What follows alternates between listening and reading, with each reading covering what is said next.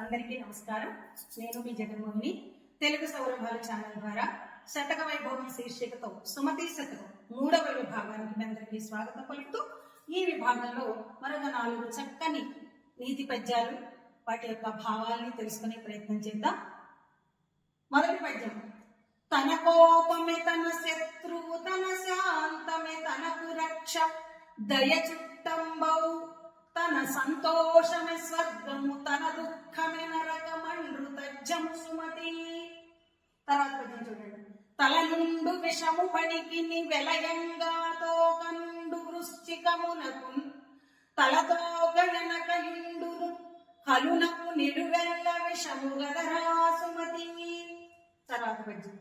చీమలు పెట్టిన పుట్టలు పాముల విరవైన ఎట్లు, పామరుడు దగన్ హేమంబు కూడబెట్టిన భూమీసుల పాలజేరు భువిలో సుమతి.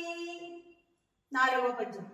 కనకపు సింహాసనమున సునకము కూర్చుండబెట్టి, శుభలగ్నమునందొనరగ పట్టము గట్టిన వెనుకటి గుణమేళమాను వినరా సుమతి.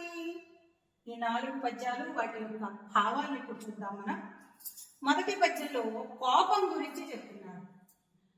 తన కోపమే తన శత్రువు. మన కోపమే మనకి శత్రువు. కోపాన్ని మించిన శత్రువు మరొకరు లేరుట. కామ, క్రోధ, లోభ, మోహ, మద, మాత్సర్యాలు అరిషడ్వర్గాలు అంటారు. వీటిలో క్రోధం అనేది చాలా ప్రమాదకరమైనది. మిగిలిన ఈ 5 కూడా ఈ క్రోధం వల్లే మనకి సంప్రాప్తిస్తాయి. చేత కోపం అనేది శత్రువు. తన శాంతమే తనకు రక్ష. మరి మనకి రక్ష ఏమిటి? మన యొక్క శాంతం. శ్రీరామచంద్రుణ్ణి శాంతమూర్తి అంటాం.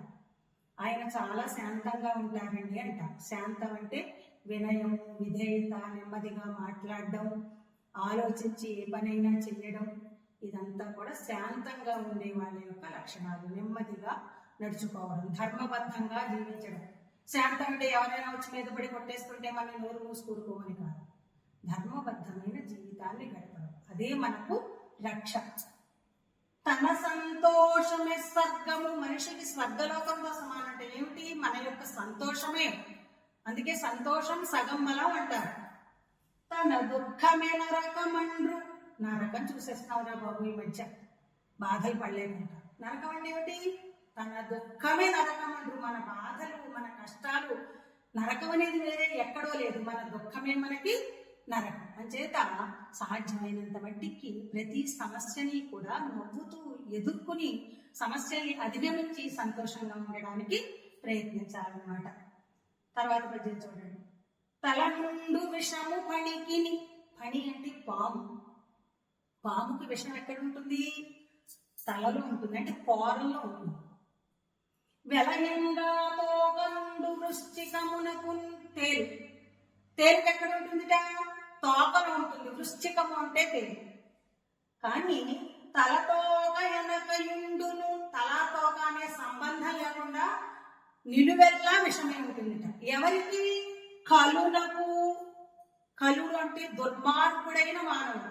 అంతేకాని ప్రతి మనిషి అని కాదు. దుర్మార్గుడైన మనిషికి తలాతోక అనే భేదం లేకుండా నిలువెల్లా విషమే. వాడు మాట్లాడితే విషం, వాడు చూపులు విషం, వాడి నడవడిక విషం, వాడి ప్రవర్తనే విషం. ఇది దుర్మార్గుడి యొక్క ప్రవర్తన. తర్వాత 3వ పద్యం చూడండి. చీమలు పెట్టిన పుట్టలు పాముల విరవైన ఎట్లు, పామరుడు దగన్. చీమలు పెట్టిన పుట్టలు. చీమలు పుట్టలు పెట్టుకుంటే ఆ పుట్టల్లోకి వెళ్ళి పాములు నివసిస్తాయి. పాము పుట్ట అంటాం మనం. యాక్చువల్గా పాములు పుట్టలు పెట్టవు. పుట్టలు పెట్టుకునేవి చీమలు, కానీ వెళ్ళి ఉండేవేమిటి? పాములు. అలాగే ఇక్కడ హేమంబు కూడబెట్టిన. హేమం అంటే బంగారం అని అర్థం. బంగారం అంటే ఇక్కడ డబ్బు. ఇది వరకు వెండి నాణ్యాలు వచ్చేవి, బంగారపు నాణ్యాలు. వాటిని ఒక పెద్ద పెద్ద పాత్రలో పెట్టి భూమిలో పాతి పెట్టుకునేవారు. డబ్బు ఎక్కువ కొద్ది ధనవంతులు, రాజులు, పెద్ద పెద్ద భూస్వాములు, వీళ్ళందరూ కూడా. అదేమవుతుంది? అలా కూడబెట్టిన సొమ్మంతా కూడా భూమీసుల పాలజేరు. తర్వాత వీళ్ళు గతించిపోయిన తర్వాత మళ్ళీ ఎవరో రావడం, ఆ తవ్వకాల్లో బయటపడడం, ఆ నిధంతా కూడా ఎవరికి చేరుతుంది? భూమీసుడికి చేరుతుంది. భూమిసుడు అంటే రాజు, ప్రభుత్వానికి చేరుతుంది.